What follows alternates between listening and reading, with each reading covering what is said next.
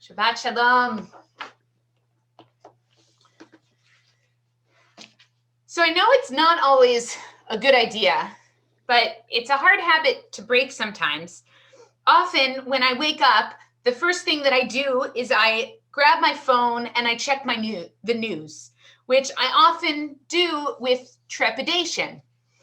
So yesterday morning, I opened my eyes, took a look at my smartphone, and was pleased to find not bad news, but good news. A major auto manufacturer, General Motors, has pledged that by 2035, all of their cars will be electric and their plants will be entirely carbon neutral.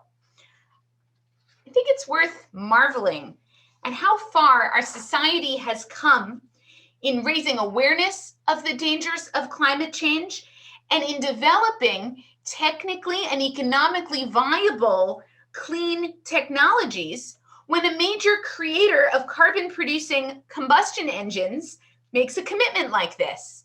Now, I'm not naive. I know that I know this isn't the end of the climate change problem. I know that vehicles aren't the only source of pollution. I know that GM's shift doesn't mean all other companies will take the same route.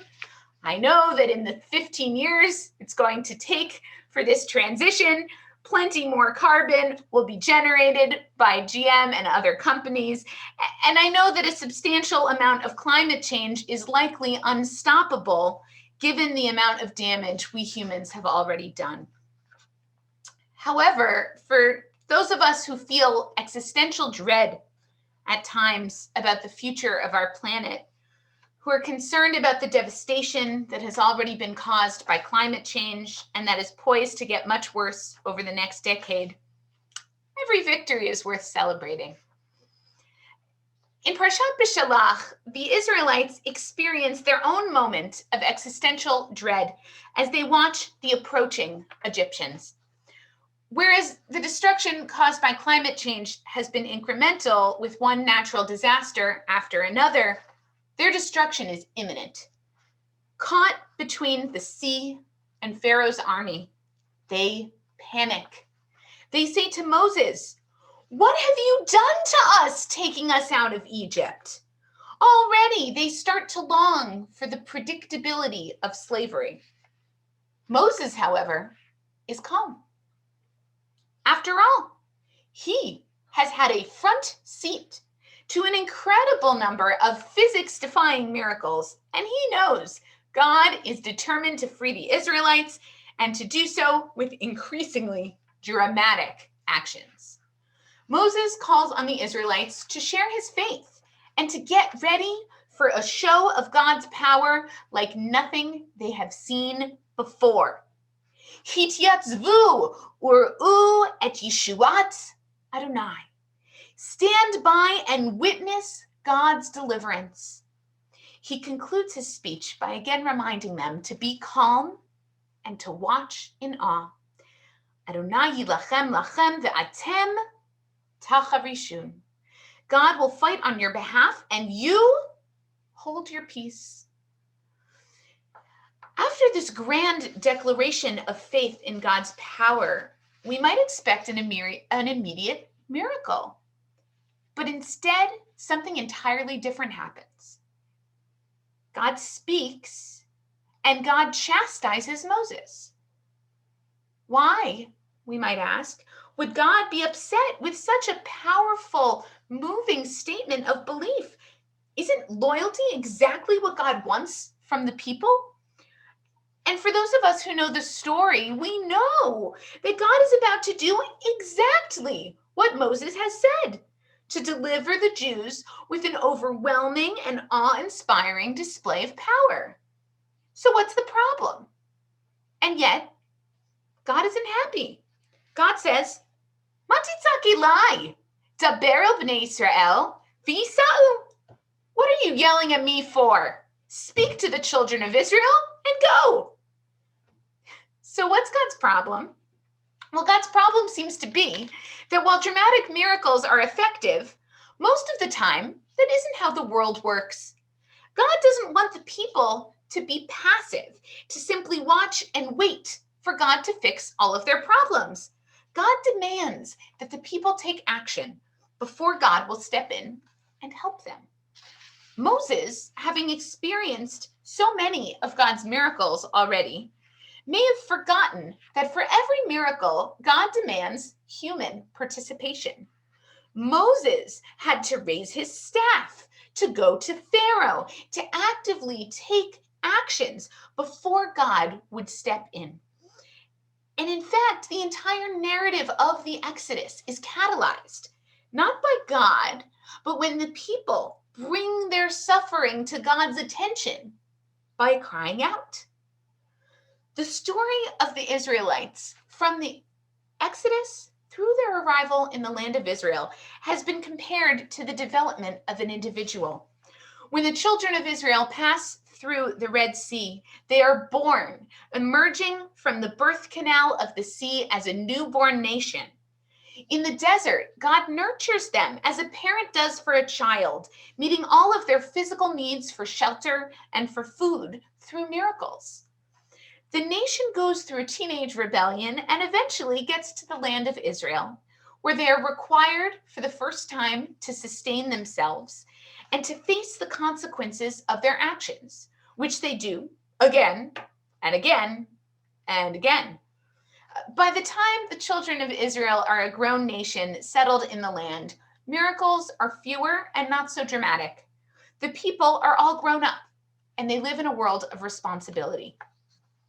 The nature-defying events of the Exodus are a beautiful demonstration of God's power and a wonderful story, but they're not how the world really works. The world that we live in, where God doesn't manifest by breaking the laws of physics, where people have to take action if they want anything to change, that is the real world. Already at this point in the story, even before the splitting of the sea, God begins to teach the people what it means to live in the real world. And the answer is you have to be proactive if you want your circumstances to change. In other words, Ma titzake lai, daber el b'nei Yisrael v'yisa'u. Don't kvetch if you're upset. Do something about it. A midrash says that a non-Jewish philosopher once posed a question to Rabbi Hoshaya. He asked, if God so loves circumcision, why did God not give it to Adam? In other words, if you really believe that God created the world, why would you change it? Human bodies are created in a certain way, and you have the audacity to change God's creation? After some back and forth, Rabbi Hoshaya gives his answer. Anything created in the first 6 days needs further actions. For example, mustard seeds need sweetening. Peas need sweetening. Wheat needs grinding. Even humans need fixing. In other words, we may understand the world to be God's creation, but we also acknowledge that it isn't perfect and it's not finished. We don't wait for God to finish making creation perfect. Rather, our role as humans is to partner with God, to continue God's work, to make the world a better place for ourselves and for all who are in it. We are partners with God in the creation of the world, a creation that is constantly ongoing. This past Thursday was the holiday of Tu B'Shvat. Many of us gathered together on Zoom on Wednesday night for a special Tu B'Shvat Seder where we ate fruit, drank different colors of beverages, and celebrated the natural world. Tu B'Shvat, the so-called birthday of the trees, is a time that many have designated to focus on our relationship with the world around us and the imperative to preserve and protect the fragile, natural world that sustains us. God's world is indeed miraculous, and it warrants our wonder. Moses' statement that provoked God does have its place. Hityatzvu or u et Yeshuat Adonai. stand by and witness God's deliverance. We should look in awe at the grandeur of God's creation, but it's not enough to just look and appreciate, or even to look around and deplore the devastation that humans have created and hope that others will find a solution. We need to be partners. We need to also get up and go and take action ourselves to protect those amazing wonders. We at Temple Amuna are fortunate to be part of a community that has been taking climate action seriously. Thanks to the dedicated efforts of a group of our members, we now compost all of our utensils every time we gather in person to eat. Which hopefully we'll do again soon. Since the past summer, our parking lot is now shaded by 3 rows of beautiful and impressive solar panels that generate clean energy. Our preschool students spend time each summer learning and enjoying in our garden, and a group of volunteers participate in tending to our Lexington Interfaith Garden.